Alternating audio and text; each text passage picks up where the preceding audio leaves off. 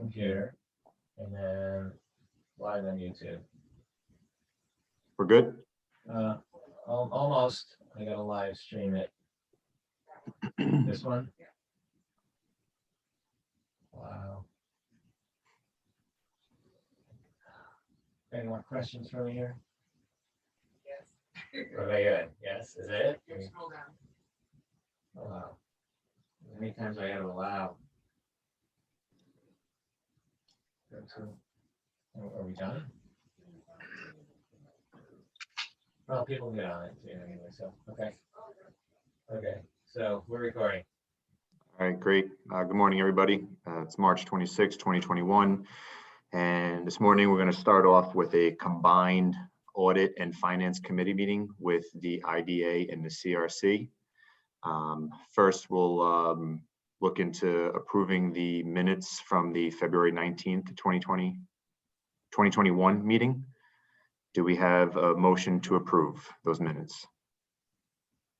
Is that, and I'm not looking at it, do I have separate ones for the CRC and for the IDA?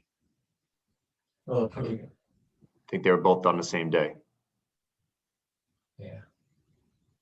So I'm looking for a motion to approve both the CRC and IDA minutes from the February 19th meeting. I'll make the motion, Sue. Susan, do we have a second? I'll second. Stephanie, all in favor? Aye. Aye. Any opposed? Great. So then moving to item number 2, I'm going to give the mic over to Chris, who is from Wojcicki and Company, and he's going to present the 2020 financials. His audit, sorry. All right, good morning, everyone. I will share my screen so we can see the reports. All right, so everyone can see that. I guess we'll start with the IDA first. We'll go over the report. It's called the report to the board.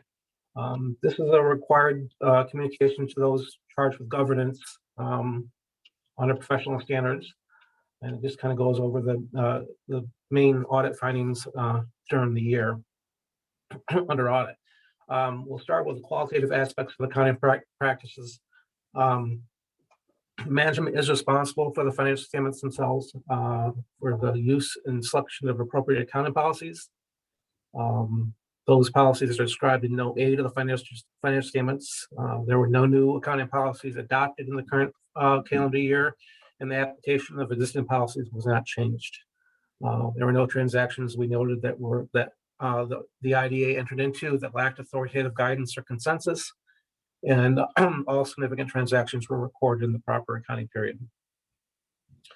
We also like to highlight the fact that all accounting estimates are an integral part of the financial statements when they're prepared in accordance with generally accepted accounting principles. All financial statements do include estimates. They can't be boiled down just to a list of invoices and bills. We do like to highlight some of the more significant estimates for you so that you're aware of them. The most significant estimate in the IDA's financial statements has to do with the value of the land held for development that was and the price of the land purchase option. The appraisal was prepared by a third-party appraiser, so that was a third party that valued that property. Difficulties encountered in performing the audit. Obviously this year we had to do the audit remotely.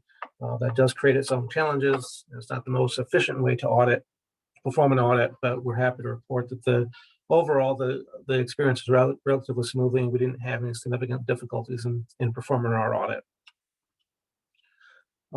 Uncorrected and corrected misstatements. Professional standards do require that we accumulate all known and likely misstatements identified during the audit. Other than those are clearly trivial, and communicate them to you. The entries, the adjustments we have identified are included in the attached schedule. So these are the 2 entries we identified during the current fiscal year. The first one was to accrue the annual admin fees to the city of Troy, because that wasn't actually physically paid during the fiscal year, so that was accrued as a liability year end.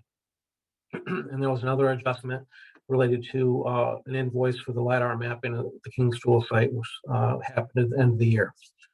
So those are the two adjustments we identified during our audit. Disagreements with management, we're happy to report we didn't have any significant disagreements with management related to accounting or auditing matters. We will be requesting what's called a management representation letter from management. Essentially says that they responded to all our questions, provided us all the information that we requested. They answered truthfully, and all the information they gave us was complete and accurate. Management's consultation with other independent accountants. This has to do with like a second opinion or opinion shopping. If there was any issues related that management had reached out to a second accounting firm, they're required to contact us to ensure they have all the pertinent information. And we're required, if that happens, to communicate it to you. We were not aware of any such consultation with other independent accountants. We'd also like to highlight a couple other matters to you. Generally accepted accounting principles for governance under GASB does require what's called a management discussion analysis to be included to precede the financial statements. That has not been performed, hasn't been included in the financial statements. That is something that we would not audit, even if it was. That's management's discussion analysis, so we do not audit or share opinion on it. So the fact that it's not there doesn't impact our opinion on the financial statements. It's really not uncommon for a small a public authority like the IDA to not include one. They're more commonly seen of more larger governments, but GASB does require it, and it isn't there, so we do highlight that. And you also have some supplemental schedules that are included in the financial statements. These are schedules that are required under the act that governs IDAs.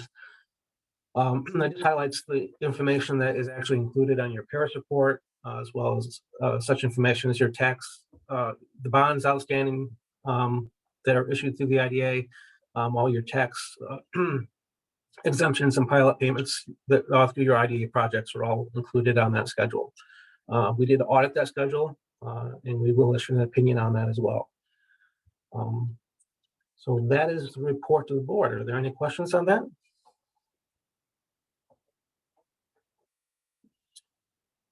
If not, I'll move on to the IDA's financial statements. We'll start on page 1, which is independent auditors report. There's It's the CRC financials. this is the auditor's report for the IDA.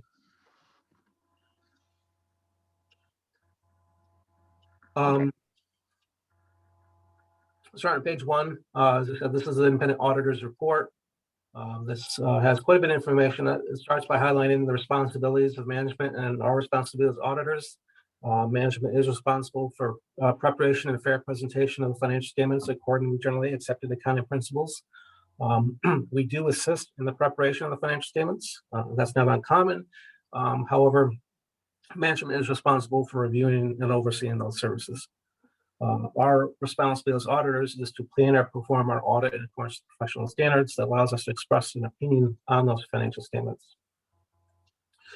On page 2, this is our audit opinion. This is what's called an unmodified or a clean opinion. It's the best audit opinion you can get. It states that we believe the financial statements are presented or present fairly in all material respects the financial position of the authority as of December 31st, 2020 and 2019. Other matters, we do highlight the fact that the MD&A is omitted. Again, that's not a huge issue. It wouldn't impact our audit opinion either way. Other information, this refers you to those supplemental schedules related to the Paris report. We do audit those schedules, and we consider them to be fairly stated in all material respects in relation to the financial statements taken as a whole. And the last paragraph refers to our report that we issue in accordance with government auditing standards. I will go over that at the end when we get to that.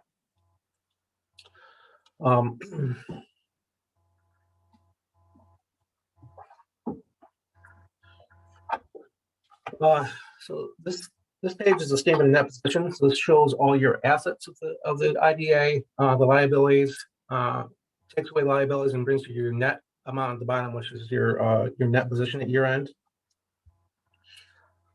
Year over year, you just see that the cash decreased significantly. That was mainly due to negative cash flow from operations. You also have a significant increase in receivables. That amount is related to one project fee that was received after year end if the project closed in 2020, but the fee wasn't paid until 2021. The other thing to highlight here is on the liability side, you do have that $100,000 related to due to other governments. That is mainly the amount due to the city of Troy for the annual administration fee that wasn't paid in 2020. The next page shows you a statement of revenues, expenses, and changes in net position. This is essentially the income statement of the organization. It shows total revenue. You had total administration fees of just under $150,000, a slight decrease from the prior year. Total economic development costs in the current year, the $247,000 is directly related to some project expenses for 701 River Street. The prior year included a $300,000 grant from the IDA to the LDC to help fund the cleanup of the King's Fuel site. Professional fees, you see a significant decrease there year over year. That mainly was driven last year by costs related to the Brownfield Opportunity Area study that was performed. Otherwise, you see you had a total operating loss of $247,000 for the year. Part of that, the amount received from the amount that's being paid that was paid out to the 701 River Street will eventually be recouped from the sale of the land to the project. So you saw a total decrease in that position of $244,000 down to $438,000 at year end. Statement of cash flows. This shows the change in cash and breaks it down based on your source and use of cash. You can see you had total proceeds from administration fees in the current year of about $50,000, and your payments to vendors of about $287,000 brings you to a net operating net use of cash in the current year of $240,000. You did have some interest income, which netted that down to a net decrease of $230,000 year over year. The bottom reconciliation just reconciles your operating loss at the end of the year to your net use in operating activities year over year. Starting on page 6 through page 9, these are the accounting policies of the organization. They are considered to be in accordance with generally accepted accounting principles. As I mentioned during the report to the board, there were no changes in these policies during the year.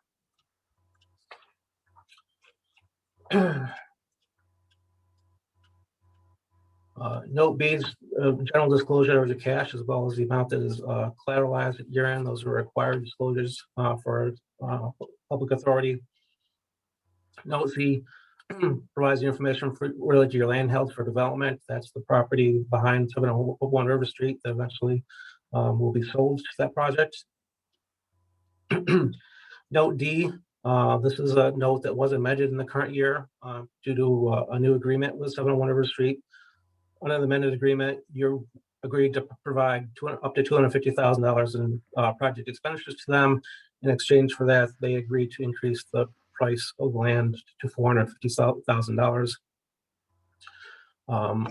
Total assistance provided to the developer under this agreement in the current year was $247,000 for the year, and then that was included on your statement of it, your income statement as under economic development. The other one I like to highlight is some of the related parties transactions the organization has. Obviously, the city of Troy, you have that agreement where you do pay $100,000 annually to them for the use of the facilities and whatnot. You do share the same board with the CRC, and you do have several transactions in the past couple of years relate with the Troy Local Development Corporation.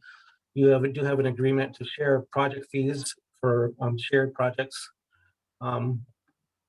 between the IDA and the LDC. There were no projects in the current year, so you didn't see any amounts paid out to them for those shared projects during the current fiscal year. And last year, you also provided them $300,000 in assistance related to help with the cleanup of the Kingsfield site in the prior year. The next item I'd like to go over real quick is our government audit standards report. When we perform an audit in accordance with government audit standards, we have to report on our consideration of your internal control. We consider your internal control to the extent that is necessary for us to plan and perform our audit, for us to select appropriate accounting auditing procedures. We don't audit your internal control, and we haven't done enough work to allow us to express an opinion on the effectiveness of internal control. However, if we become aware of deficiencies in internal control that we consider either significant deficiencies or material weaknesses, we're required to report that here in this report. And we're happy to report that we did not become aware of any deficiencies in internal control that are required to be reported under government auditing standards. Compliance and other matters, we are also required to consider compliance laws and regulations that could have a direct and material impact on the financial statements. In reporting non-compliance that meets those standards to you here in this report. And we're happy to report that we do not become aware of any non-compliance that could have a direct and immaterial impact on the financial statements that are required to be reported in accordance with the government auditing standards. And the last section, last two schedules, these are the schedules of the information that's included on your Pierce report, including the outstanding bonds. That's the schedule here. They're facing the wrong way, but they do provide information that is required to be included in your Paris report.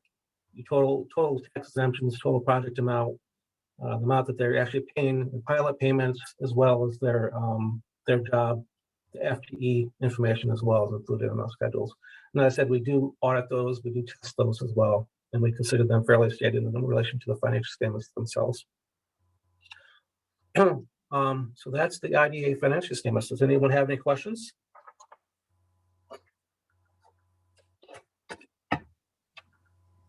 I know I don't at this moment. Anybody else?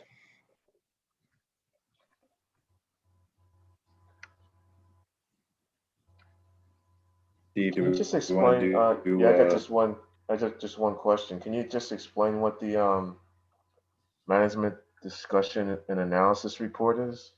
What it contains? The management discussion analysis is it does have some required information in there. It breaks down. It describes the organization and its different funds and different financial statements.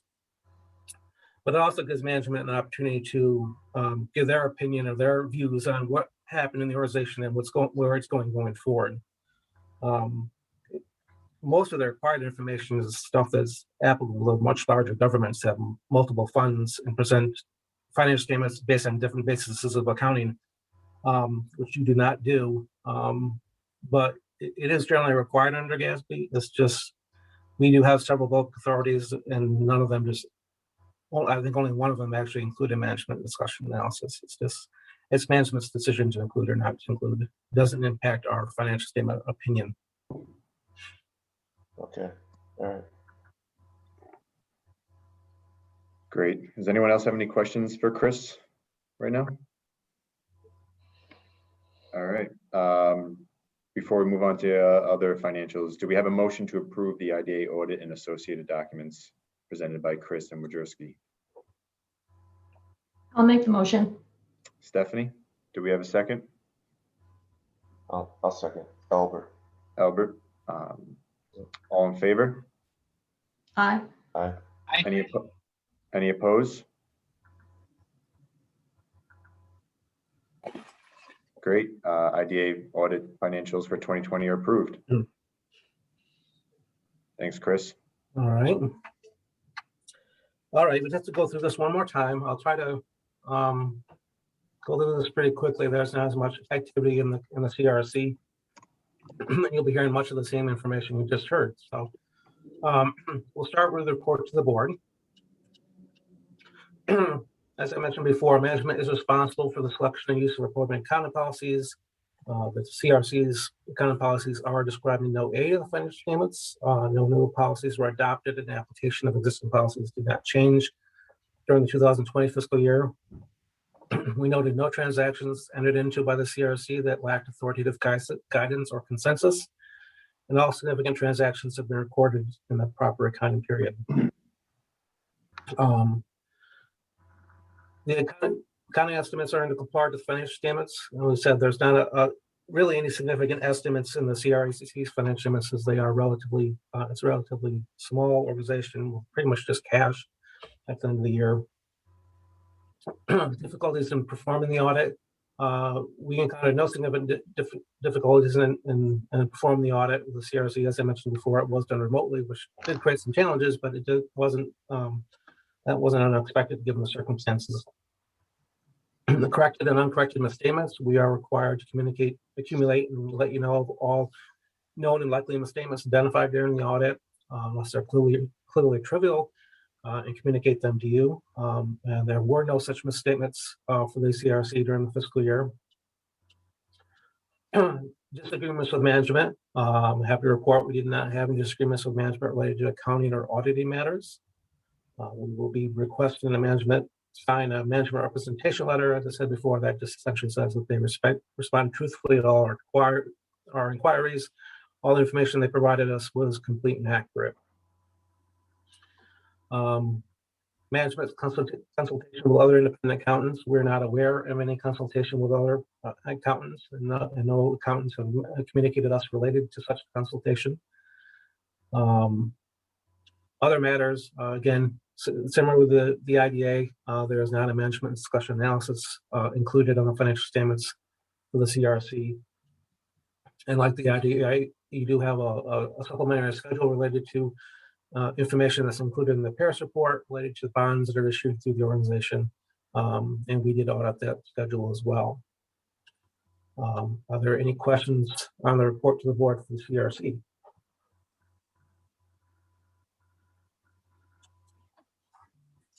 If not, then we'll go to the financial statements.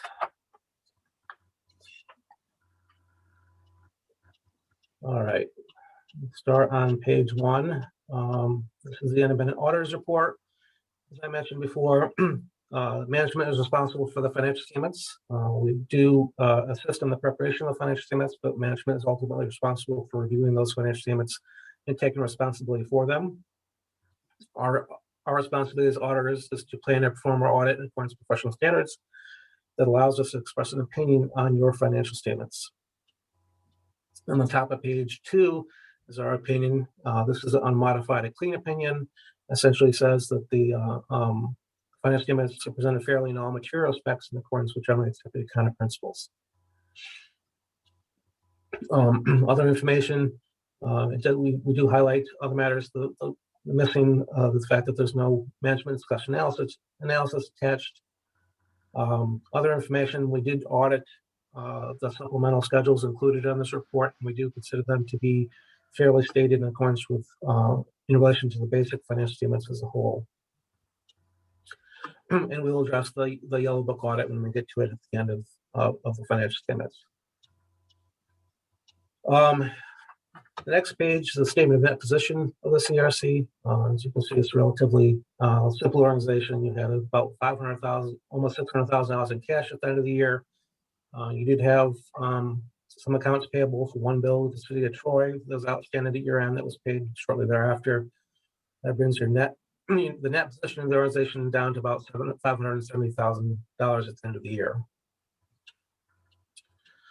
Statement of revenue, expenses, and change in net position. So this is the income statement of the organization. You see you had a big increase in project fees in the current year. That was directly related to the refunding of the RPI bond during the year. Economic development costs. You did have several grants that were issued out during the year. The largest ones were actually of the Troy LDC. It was a $100,000 grant to the Troy LDC to assist with the Franklin Alley project. An additional $60,000 to the LDC for COVID response to help with the Somerset Square project, the restaurants in Troy. Did have some interest income in the current year, so you did have a positive net change in that position of about $280,000 for the year. Statement of cash flows. This shows your changes in cash and what the use, where the cash came from and where it was used during the current year. So you can see you had significant inflow of cash during the current year from project fees related to the RPA bond refunding and payments to vendors of about $210,000, which brings you to net cash provided by operating activities of $286,000 to the year. Reconciliation on the bottom just reconciles your operating income or loss to the net cash provided by operating activities during the year. Notes to the financial statements. Again, on page 6 and pages 6 through 8 are the generally accepted accounting principles of the accounting policies of the organization. They are in accordance with generally accepted accounting principles, and there were no changes to these during the year.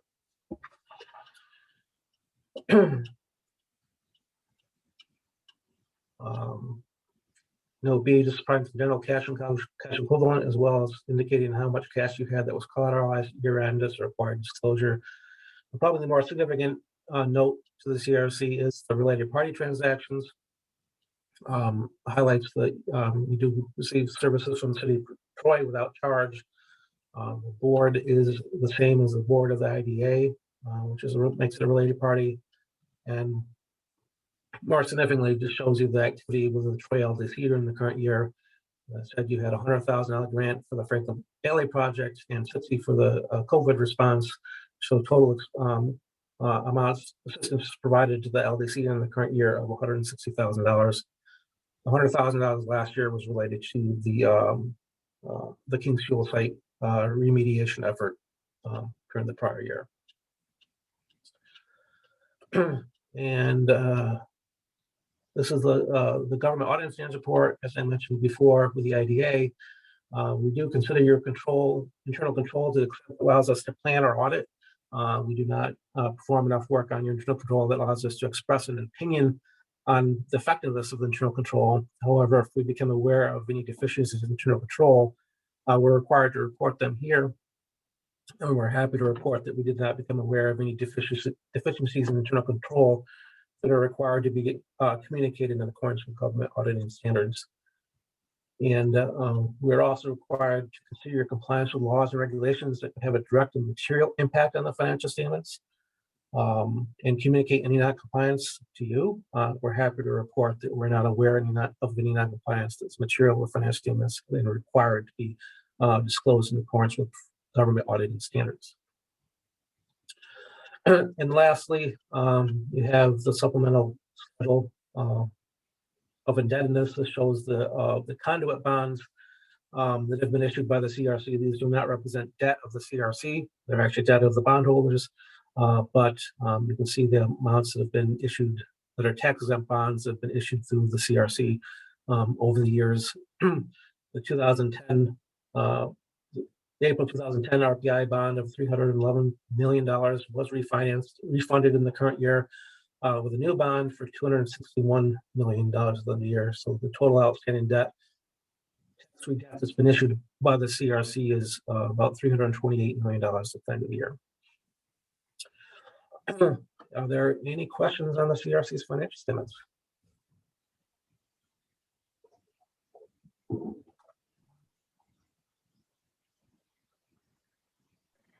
All right. Anybody, any questions, any discussion for Chris regarding the CRC 2020 audit financial statements? All right. Chris, we really do appreciate you taking the time and preparing this report and discussing these different reports for us. Thank you very much. No problem. Appreciate it. All right, so I'm gonna call for a motion to approve the CRC 2020 audit financials and associated documents with it. Do I have a Justin, motion? aren't those separate meetings for the approval of it? They will I'm sorry? be for. I mean, they I could will be completely, So we have a joint meeting right now of the CRC and IDA audit committee, Just for the audit. and then it'll come Okay. back again in the CRC meeting. I'm just looking at two different agendas. That's, Sorry, yeah, you sorry. In the beginning, I said that we're gonna call for both, just so, we can get Chris, to present both of them at the same time with the same committee on here, and as long as it's okay to vote on them under the same meeting. I just want to make sure that it wasn't just. yeah, one. no, Again, Stephanie, you will vote on it. You will vote on it again. So this is the audit committee recommending it out to the CRC. And Okay. a separate CRC meeting afterwards.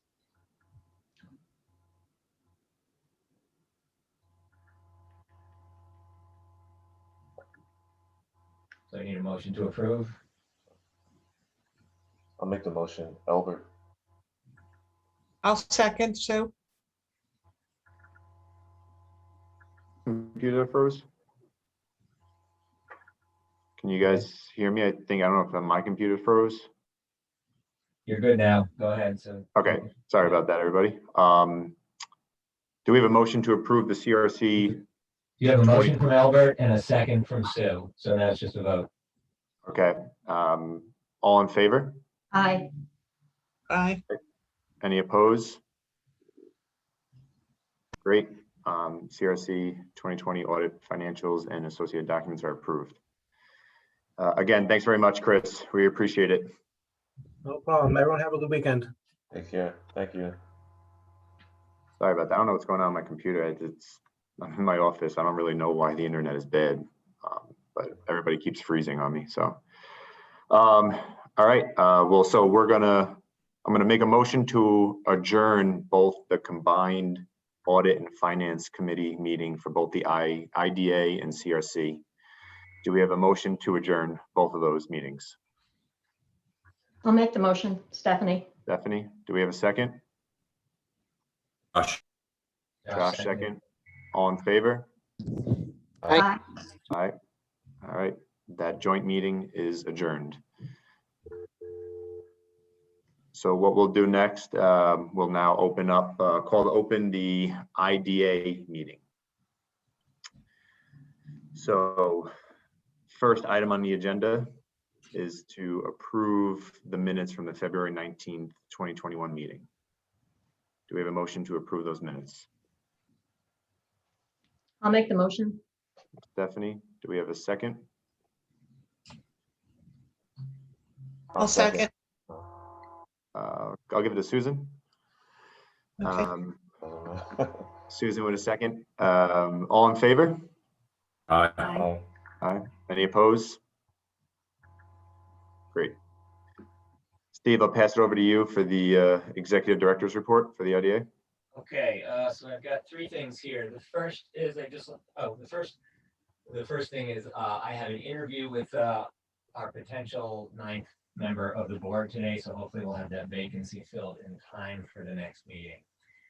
The second item is what you're looking at here is the review of the summary of everybody's responses to the board performance.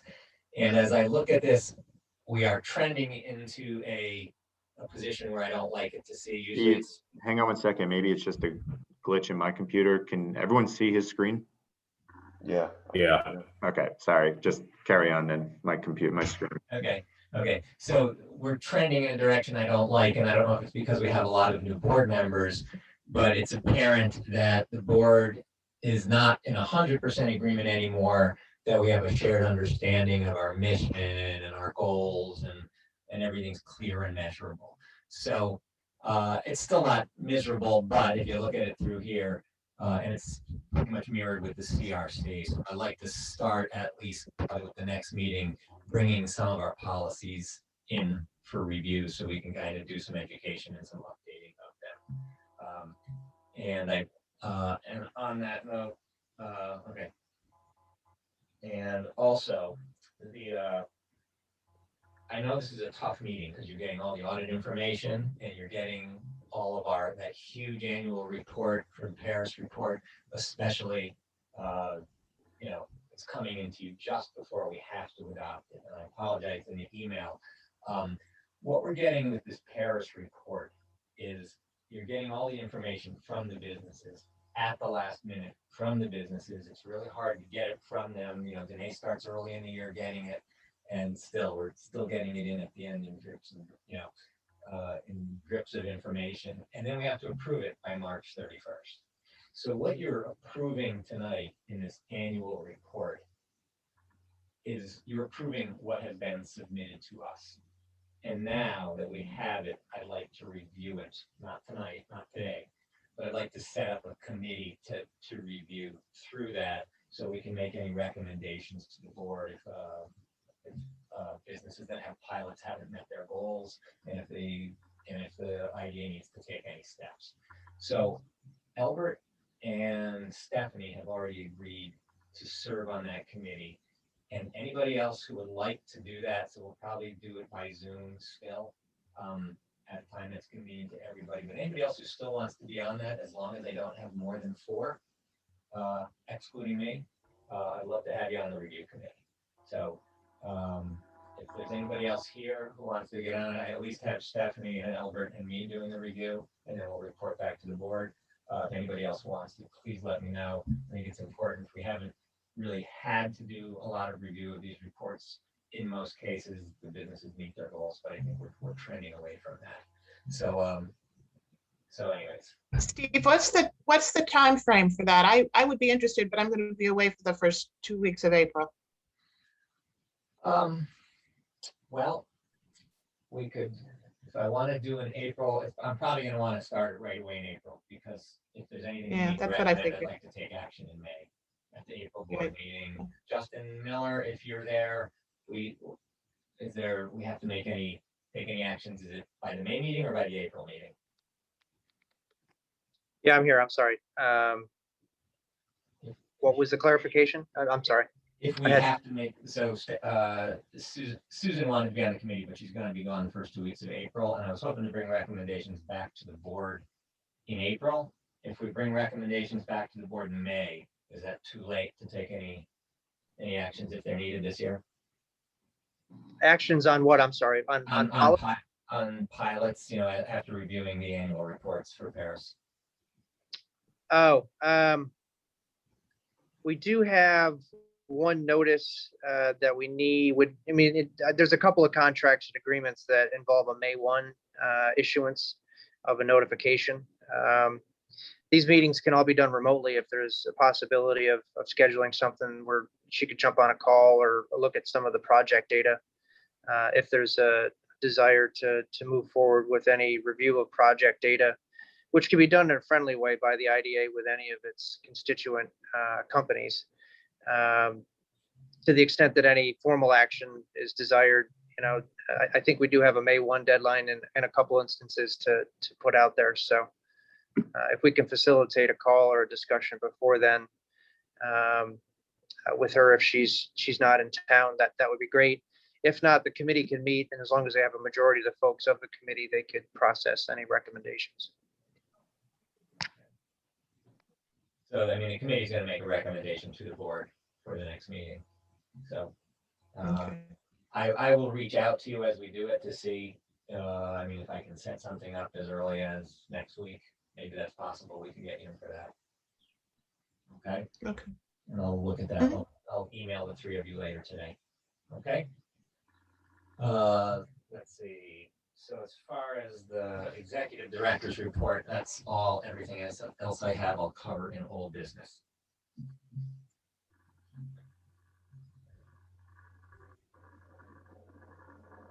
I'll just jump right into the next item then, Justin, the annual meeting resolution. So this is for our annual meeting. We adopt this every year. And it's going to be the same pretty much for the IDA as it is for the CRC. So I'll talk less about it at the CRC. It basically, and I'm looking at the wrong resolution. I'd like to walk through it as I do it. That's fine. Hang on a minute.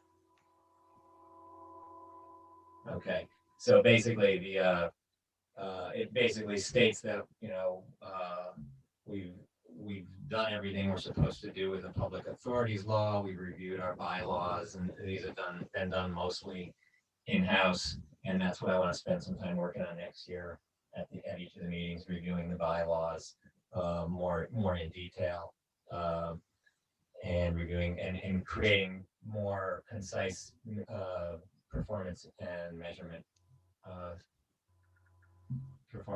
goals as well. Our investment policy really, I don't think has any need to change right now, but we'll look at that. And this basically sets up our annual officer election. So after speaking to members here, Justin Nadeau is in there as chair. Anasha is our vice chair, so I'm proposing that again. The treasurer, Albert Watson, and secretary, Susan Farrell. So this resolution appoints them. It states that the audit committee and the governance committee are committees of the whole. It appoints staff to the IDA. And actually that should include in there Dylan Turek as Economic Development Director, and Andrew Kreshik as Project Manager as well. And so basically that's what's within here, and it adopts this Paris report that was 1,000 pages that you got to as well. So again, we do this every year, adopt this annual meeting, adopt this annual meeting resolution. So I don't think they have any questions for me on it, or for Justin Miller. Two Justin's things annoying. Yeah, my wife says I look like that cat gif, just smashing on the keyboard sometimes on Zoom calls. But if there's any questions, this is our annual housekeeping resolution to readopt policies, approve the annual audit, and set our slate of officers on the board. We have one automatic with Justin Nadeau as chair. He's appointed as chair. The rest of the board offices are elected amongst yourselves. That is distinguished on the CRC. That entity elects its full slate amongst itself, but for convenience, we typically mirror that slate of officers on the CRC board. The committees are established, and the rest of our annual housekeeping is undertaken, including the acceptance of our parish report. So Danae can file that timely by March 31st. So that's the quick recap. Okay, so Justin Nadeau, we need a motion to adopt the resolution as amended, or just adopt the resolution, and I'll make those changes. Okay. Do we have a motion to adopt those resolutions that Steve had just presented? I'll make the motion. Stephanie, do we have a second? I'll second. Albert. Albert, all in favor? Aye. Aye. Any opposed? I'm not sure if Anasha needs to, I know he's muted and I can't see it. No, I'm here. I said hi. Okay. Okay, great. Hi. I just wanted to confirm, that's all. And actually, for Stephanie's point, that resolution also adopts the audit as well. Correct, yes. Thanks, I have to Stephanie. mention that. So we had a motion, we had a second, all in favor, no one opposed. So the motion is approved, Steve, for the resolution. Okay. Did you want to discuss any old and new business? Old business, I'm going to talk about 3 pilots that are out there. 171 River Street, which is between State Street and, where is it? It's between State Street and the State Street Garage, basically across from Terra Kitchen. I had a meeting on site, so we've approved that pilot, and then we amended it and reapproved it. And they had some hangups in getting a reverter released from some property they bought from the city, and some questions about easements. We met on site last week and came up with a solution that was satisfactory to the developer, to our water commissioner, Public Utilities Commissioner, and city's corporation council. So that will finally start moving forward once those documents are signed, and we can close on that pilot. City Station North was at the Planning Commission last night for an extension, and that was received, and they are talking about being able to start that in the early summer. And on a bad note, King's Landing last night ran into some major obstacles because of the demolition of historic buildings there. So it was unfortunately positive. There was a positive declaration of environmental impact. So we are going to, I guess, see where they are moving forward on that one. That's it for old business, and I don't have any new business. All right. Anybody have any questions or further discussion for Steve? All right, we'll move on to the next item on the agenda, the financials from Mary Ellen.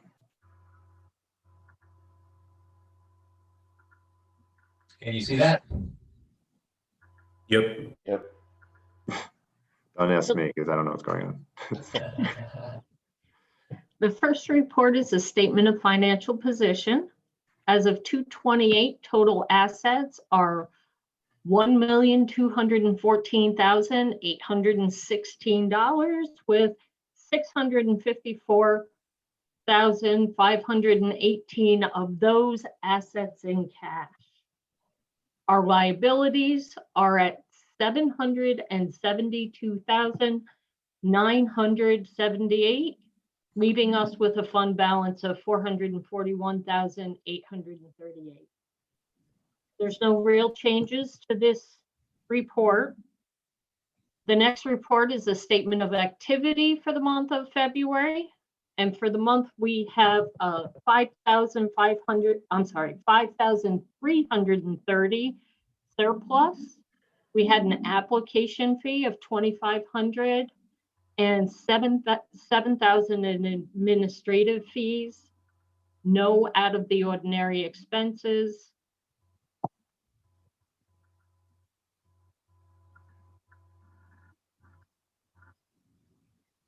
Any questions? Great, thanks, Mary Ellen. As Mary Ellen just asked, is there any questions regarding the financials that were just presented? All right, do we have a motion to approve the financials? I'll make a motion. Stephanie, do we have a second? I'll second. Josh. Josh, all in favor? Aye. Aye. Any opposed? Great. Thanks, Mary Ellen. There's nothing further to discuss. I will make a motion to adjourn. Do we have a motion to adjourn? The IDA meeting, right? Yeah, motion to adjourn the IDA meeting. I'll make the motion. I'll second. Okay, that looks like Susan or Josh made the motion. Susan was first, Stephanie was second. So yeah. Yeah. All in favor? Aye. Aye. Okay, Did so I freeze again? we're adjourned. I don't know, you're having computer issues, so we want to call to order the CRC meeting?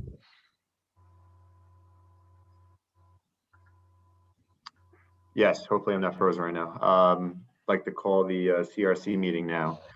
First item on the agenda is approval of the minutes from the February 19th, 2021 board meeting. Do we have a motion to approve those minutes? I'll make a motion. Stephanie, do we have a second? I'll second. Albert. Albert, all in favor? Aye. Any opposed? Great.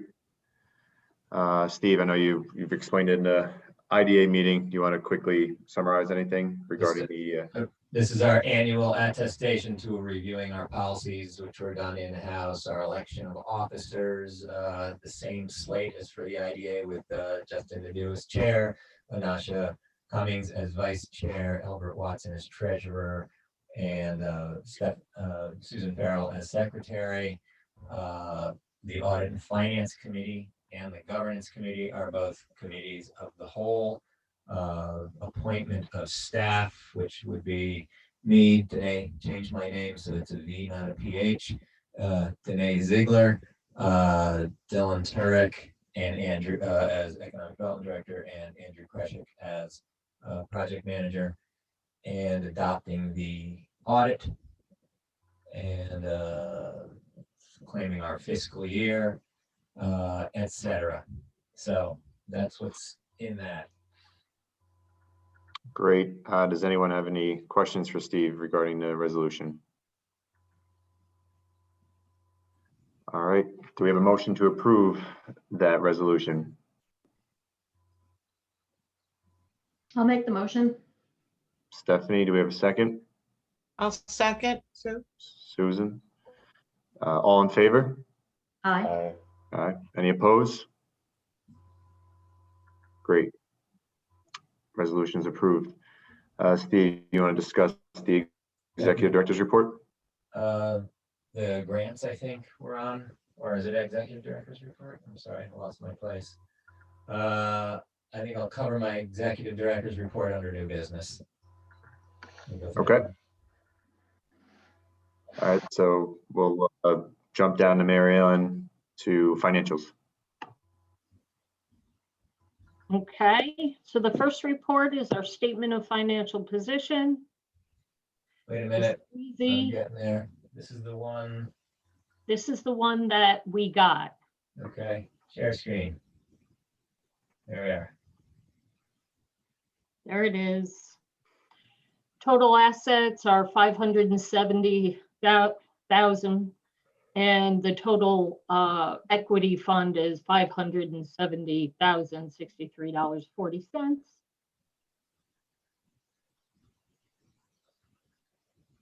So Wait. that one is the incorrect one, Steve. There you go. And I need to zoom that in. Can people see that one all right? Or is So that- you guys didn't get this report. You got the wrong one. So this one is the P&L, or the statement of activities for the CRC. For the month of February, we have a deficit of $231. We didn't have any revenue, and we paid for BST to do accounting for the month. That's it. Great, thanks, Mary Ellen. Anyone have any questions for Mary Ellen regarding the financials?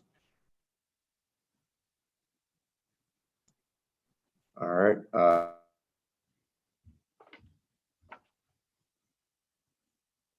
Okay, so I get a motion The to adopt the financials financials. presented. Can we do that? I'll make the motion. And a second, I'll second Josh. I know Justin's frozen. So all, first by Stephanie, a second by Josh, all in favor? Aye. Geez. Opposed? So the motion carries, they're adopted, okay, I apologize. I don't know what's going on. okay. So I'll just run it into the next item then, if you don't mind, Justin. Yeah, go right ahead. The executive director's report and a new business. Yes. And, yeah. So new business, we have two kind of annual loans. Let's hope one of them's not annual. The first is the LDC applied for a grant of $30,000 this year. If you remember last year, we did a COVID assistance grant for $60,000 that covered a bunch of things to keep downtown active, as well as outside of the downtown as well. There was 10,000 for that as well because of the COVID issue. And this year they're asking for a reduced amount, the LDC, or I'm asking for a reduced amount of 30,000, and that would cover. So that would be to the LDC, and then they will manage the grant. 30,000, 10,000 of that will go for the Troja Est project, which is basically Susan Dunkel from the Copper Pot, who has organized with the bid and with the marketing a day on May 1st to kind of promote coming back out and celebrating in downtown Troy, including displays and windows and drones and working with the restaurants and businesses to get people downtown. So that would be May 1st. Another 10,000 would be used by the LDC for other events over the summer, small concerts, small, as events come up or as needs come up to help the businesses doing marketing and promoting themselves. And then 10,000 as well. Last year we shut down the streets a lot on Thursday, Friday, and Saturday down on Broadway and on Second. And this year we don't want to do that, but what we want to do is come up with some methods to make them more user-friendly, more pedestrian-friendly. So we're working on that with the fire department for ways to calm the traffic so it's not speeding through there. So this would be a $30,000 grant. Hopefully it will be the last time we're doing this COVID assistance grant to the LDC. So does anybody have questions for me on that?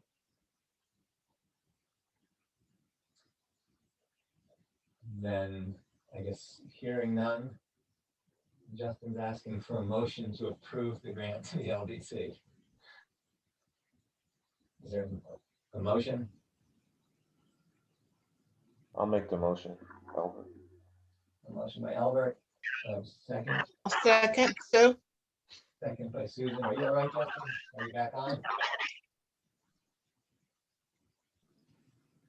Okay, so all in favor, Aye. Aye. raise your hand. Okay. And so we got Anasha. How about Josh? Are you and I? Okay. Any opposed? Any abstaining? So the motion carries 7-0. The next one is the annual NIP grant. It's a $10,000 grant to the city to be given out to neighborhoods for projects within each neighborhood, matched by $10,000 from the city council. If you remember last year, because of COVID, they didn't match it. So this year they are planning to match it again. So this would go directly to the city council for small neighborhood improvement projects, signage projects. It's used typically for signage. I'm trying to remember what other uses they've been for. Anasha, you want to give any kind of summary of that, or are we comfortable with this grant again? Yeah, I mean, certainly it's been a pretty successful program, really leveraging the relatively small dollar funding. We don't fund anyone's time or work. We only fund materials that enable volunteers to multiply that funding many times into dividends in the neighborhood. So it's been a great program for years. I think everyone's familiar with it, but we continue it. Okay, so Justin Nadu. You're muted. Yep, I think I'm back now. I don't know. Where were we? Okay, so we need a motion to approve the NIP grant for $10,000. Do we have a motion to approve the NIP grant for $10,000? Yeah, I'll make the motion, Josh. Josh, do we got a second? I'll second. All in favor? Aye. Aye. Aye. Any opposed? Great. Okay, the motion carries, and I think that brings us to the end and adjourn. Just a motion to adjourn. All right, yeah, before I freeze up again, do we have a motion to adjourn? I'll make the motion. Stephanie, do we have a second? I'll second.